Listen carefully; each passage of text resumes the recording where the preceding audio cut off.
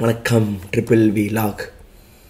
So போன episode வந்து அனாலி crime for tiny எக்ஸ்பீரியன்ஸோட book பார்த்தோம். ஸோ அதுலேருந்து அப்படி பேசிகிட்டு இருக்கும்போது நான் என் சேனலில் வந்து எப்படி மேய்க்கிறேன் அப்படிங்கிற கேள்வி வந்து அடிக்கடி கேட்பாங்க. நானும் யோசிச்சு பார்த்துருக்கேன், எனக்கு இது எப்படி நடந்துச்சு, என்ன மாதிரி ஏன்னா அதை மேய்க்கிறேங்கிறத பார்க்கலாம். ஸோ நார்மல் டெம்பிள் மேய்க்கி ஒரு காமெடி சேனல் பண்ணுறோம், ஸ்கெட்ச் வீடியோ பண்ணுவோம், என் டீமெல்லாம் ஒன்று சேருவோம், பேசுவோம், அடுத்த வேலையை பார்ப்போம். போய்ட்டு இருந்துச்சு. 10 years ஆஃப் டெம்பிள் மேய்க்கி வரும்போது ஓகே இன்னொரு நிறைய சேனல் ஆரம்பிக்கலான்னு சொல்லிட்டு யோசிக்கும் பொழுது புதுசாக மியூசிக்கு ஃப்ளாக்கு, டெக்குக்கு மெட்டா, ஸ்போர்ட்ஸுக்கு அட்ரினோ, பாட்காஸ்ட் மேக்கி, சென்மங்கி 2 மட்டும் கடைசியில் பண்ண முடியல. மீதெல்லாம் இப்போ தொடர்ந்து பண்ணிக்கிட்டு இருக்கோம். டெய்லி பேசுகிற இன்ஃபர்மேஷன் சேனல்.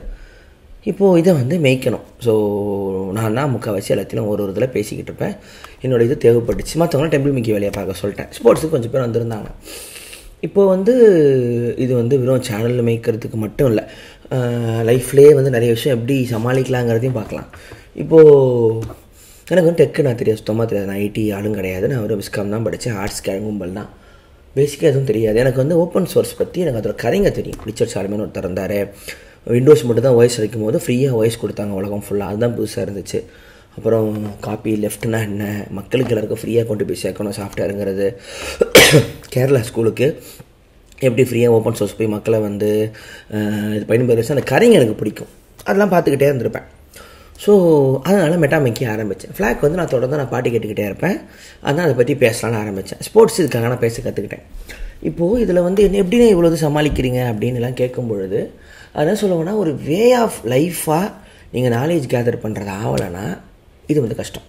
அதாவது நான் ஃப்ளாக் ஆரம்பிக்கிறேன், அதனால நான் மியூசிக் கற்றுக்க போகிறேன் அப்படின்னு ரிவர்ஸில் வந்துச்சுன்னா அது வந்து ப்ரெஷரில் போய் முடியும். உங்கள் லைஃப்லேயே பாட்டு கேட்குறது ஒரு பழக்கமாக இருக்கணும், இலக்கியம் படிக்கிறது ஒரு பழக்கமாக இருக்கணும், ஸ்போர்ட்ஸ் பார்க்குறது ஒரு பழக்கமாக இருக்கணும், டெக்கை பற்றி படிக்கிறது ஒரு பழக்கமாக இருக்கும் பொழுது அதுக்கு பழக்கமாக லைஃப்பில் ஒரு ஹேபிட்டான விஷயத்தை பற்றி நீங்கள் க்ரியேட் பண்ணும்போது அது பயங்கரமாக வரும். க்ரியேட் பண்ணுறதுக்காக ஒரு ஹேபிட்டை கற்றுக்காதீங்க, ஹேபிட்டை வளங்க, அது அப்புறம் க்ரியேஷனாக மாறும். இப்போது அது எப்படி எனக்கு வளரும்னா, இப்போது டெக் இருக்கும், எந்த ஒரு விஷயமா இருந்தாலுமே சொல்கிறேன், ஃப்ரெஷ்ஷான ஒரு ஃபீல்டு இருக்குது அப்படின்னா எல்லாருக்கும் முதல்ல என்ன தோணும்னா, ஃபுல்லாக கற்றுக்குறோம், எடுத்த உடனே பயங்கரமாக அக்கு வேறு ஆணி வேறாக போயிடுறோம் அப்படிங்கிற அந்த ப்ரெஷரை முதல்ல மண்டையிலேருந்து எடுத்துருங்க. முதல்ல ரொம்ப நார்மலாக சின்ன லெவல்லேருந்து ஆரம்பிங்க. உங்களுக்கு எது இன்ட்ரெஸ்டாக இருக்கோ அதிலிருந்து ஆரம்பிங்க. அதுக்கப்புறம் அதை வந்து டெய்லி கற்றுக்கிற விஷயமா வச்சுக்கோங்க.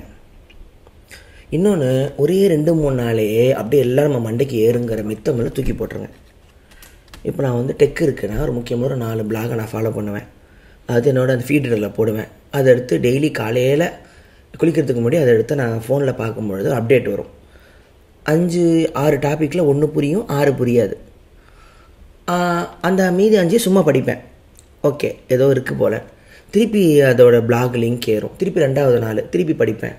8-10 ஃபீடு வரும். அதில் 3 நியூஸ் புரியும்.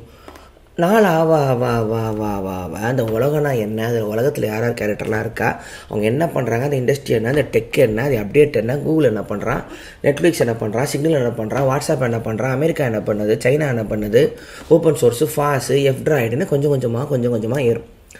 இது நான் என்ன பண்ணேன்னா, நான் என்ன கற்றுக்குறேனோ அந்த லெவல்லே நான் வந்து சேனலில் பேச ஆரம்பித்தேன். எனக்கு இவ்வளோ தான் தெரியும்னு ஆடியன்ஸ் கிட்ட ஒத்துக்க ஆரம்பித்தேன். அங்கே ப்ரெஷர் போயிடுச்சு. ஸோ உங்களுக்கு ஒரு 6 மாதம், ஒரு 1 year ஒரு விஷயத்தை டெய்லி கன்சிஸ்டண்ட்டாக கொஞ்சம் கொஞ்சமாக டென்ஷன் இல்லாமல் கொஞ்சம் கொஞ்சமாக கற்றுக்கிட்டிங்கன்னா ஒரு 1 year நீங்கள் அந்த ஃபீல்டுக்கு நீங்கள் எக்ஸ்பர்ட்டே ஆயிடலாம். இப்போ நாளைக்கு எனக்கு சம்மந்தமே இப்போ கார்டனிங் பற்றி ஒன்று ஆரம்பிக்கிறேன். ஒன்றுமே எனக்கு தெரியாது. சரி நாளையிலேருந்து அதை ஆரம்பிக்கிறேன்னா ஒரே நாள் போய் எல்லா பானையும் போட்டு செடியை போட்டு உரத்தை போட்டு 100 புக்கு படித்து அது ஏற போகிறதில்ல. முதல்ல ஒரு செடியிலேருந்து ஆரம்பித்து அது ஒரு 6 மாதம் 8 மாதம் 10 மாதத்தில் அதுக்கு சம்மந்தமானவங்களை பார்த்து பேசி, அதுக்கு ஆளுங்களை பார்த்து படித்து, புக்கை படித்து, டாக்குமெண்ட்ரி பார்த்து, வீடியோ பார்த்து கொஞ்சம் கொஞ்சமாக போக போக ஒரு 1 yearல் கார்டனே என்னென்னு உங்களுக்கு தெரிஞ்சிடும். இது இப்படி தான் வேலை செய்யுது. நீங்கள் விஷயத்தை கற்றுக்கிறது எல்லாமே வந்து என்ன ஆகுதுன்னா, எடுத்தோடனே நீங்கள் ஜீனியஸ் ஆகிடலாம் அப்படிங்கிற தூக்கி போட்டுட்டு லேர்னிங் வந்து கன்சிஸ்டண்ட்டாக போகிற ஒரு ஸ்லோ ப்ராசஸ்ங்கிறது புரிஞ்சுக்கணும். நான் அது வந்து எனக்கு வந்து பிரயோஜனமாக தெரிஞ்சுது. இப்போது ஒரு மியூசிக் இருக்குது, ஒரு மியூசிக் இண்டஸ்ட்ரி இருக்குது. இப்போ ஒரு புது இதில் ஒன்று கற்றுக்கணும்னா ஒரு ஃபேமஸான ஆர்டிஸ்ட்டோட பெரிய ஹிட்ஸ்லேருந்து ஆரம்பிப்போம். அதுலேருந்து கொஞ்சம் கொஞ்சமாக இதுக்கு யார் பேஸ் கிட்டார் வச்சுருக்கா, எலக்ட்ரிக் கிட்டார் வச்சுருக்கா, ஏதாவது பியானோ வச்சுருக்கா, அதோட ஒரே நாளில் உட்காந்து 100 ஆல்பம் கேட்டிங்கன்னா அந்த கற்றுக்கிற விஷயமே உங்களுக்கு தகட்டினுமே தவிர உங்களுக்கு அது ஒரு ஆர்வமே போயிடும்.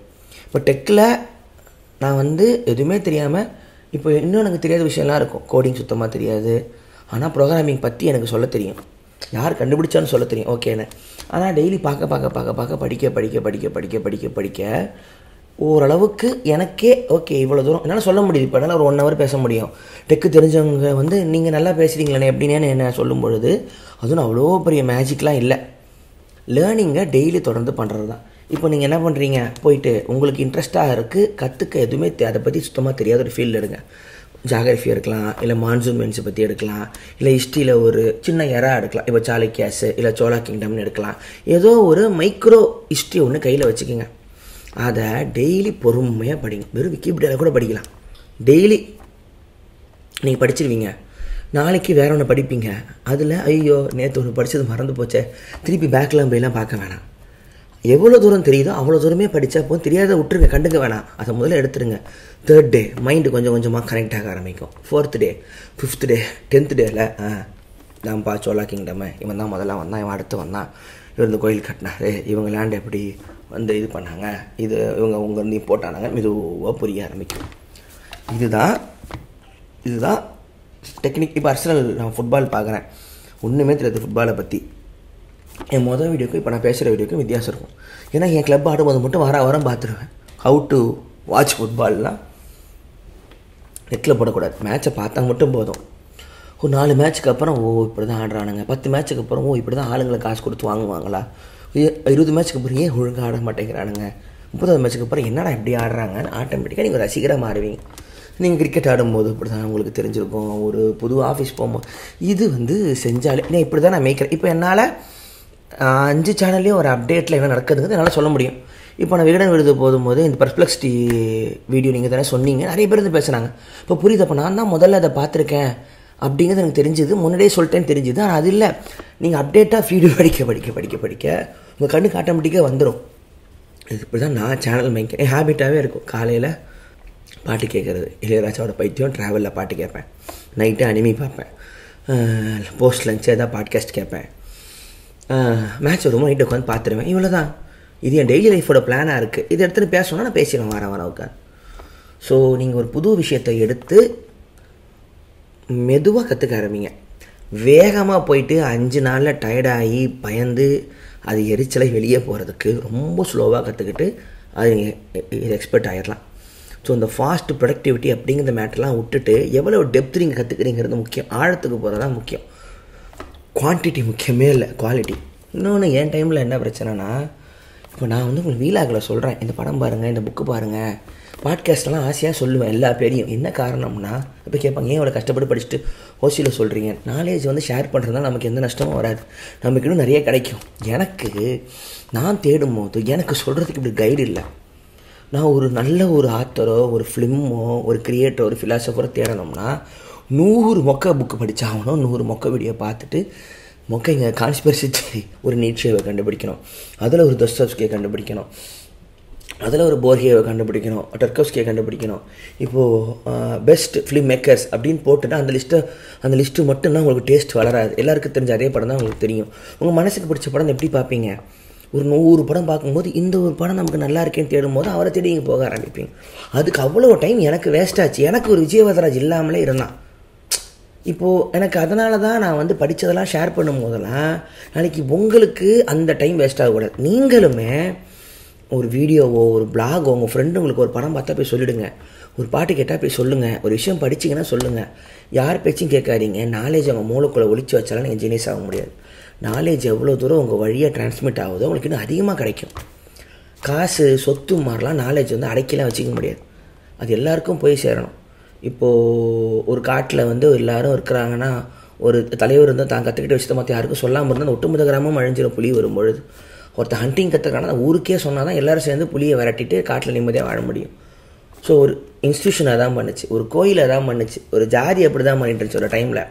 இதெல்லாம் பார்த்தீங்கன்னா நாலேஜ் எல்லாருக்கும் போக விடாமல் தனக்கு மட்டும் ஷேர் பண்ணுற ஒரு பாலிட்டிக்ஸும் இருக்கும். எல்லாருக்கும் போய் சேரணும் அப்படிங்கிறவங்க வந்து அமுக்கிற வேலையும் நடந்துகிட்டு இருக்கும். ஸோ இதுதான். ஸோ நாலேஜ் வந்து ஷேர் செய்யப்பட வேண்டும், அது ரொம்ப முக்கியம். ஸோ ரொம்ப ரிலாக்ஸாக சில்லாக லேர்ன் பண்ண கற்றுக்குங்க.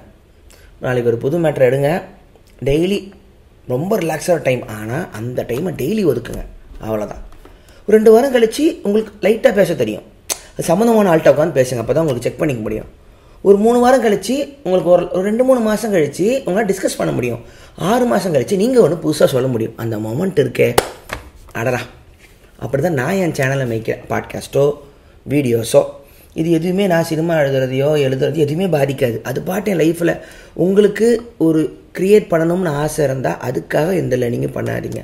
லேர்னிங்கும் ஹேபிட்டே வச்சுக்கோங்க, க்ரியேஷன் ஆட்டோமேட்டிக்காக நடக்கும். அப்புறம் ஒரு நல்ல ஒரு பாட்டு ஒன்று வந்திருக்கியா, தமிழ் ரேப். என்னோடய ஃபேவரட் சாண்டியும் வாங்க போல விக்கி, சட்டிக்கல்ல இருக்குது தவக்கலை, அவரோட ஃபோன்னா ஹலோ நம்ம அர்பன் தோழா ப்ரொடியூஸ் பண்ணியிருக்காரு. செம்ம பாட்டு. ஃபோனுன்னா ஹலோ ஹலோ, டேப்புன்னா சலோ பாட்டு ஒன்று பயங்கரமாக இருக்குது. நான் லிங்க் கீழே போடுறேன், திரும்பி பாருங்கள், சில் பண்ணுங்கள். ஓகே, பாய், குட் நைட் மங்கீஸ்.